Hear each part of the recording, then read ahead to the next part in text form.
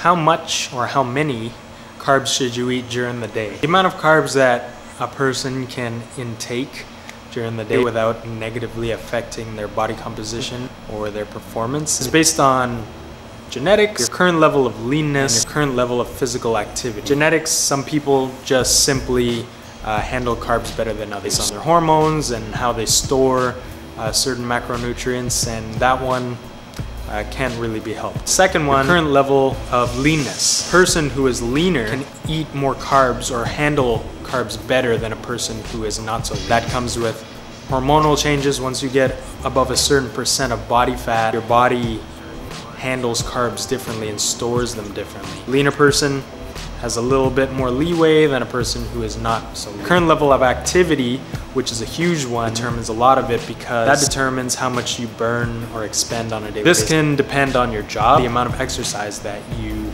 do daily and weekly. If someone who trains 5-6 times a week eats tons of carbs, chances are they'll be able to handle it a lot better than someone who trains once a week or 0 times a week, because they're utilizing that energy.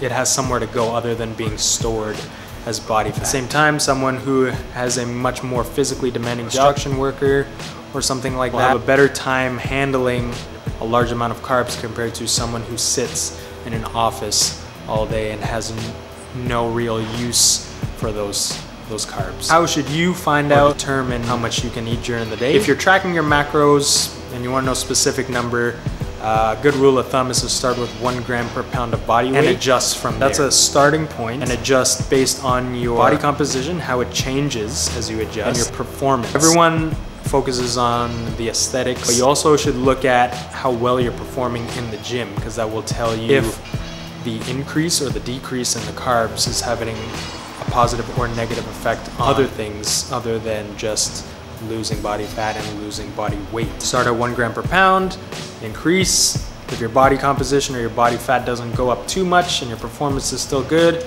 then either stay there or play with it a little bit. You can bump it up a little bit. If your body fat increases a little too much, then try and scale it back. On the other hand, cut the carbs a little bit, your body fat goes down, your performance stays up, then good. Keep it there or even lower it a little bit more. But if you go too far, then you'll notice that your performance will drop.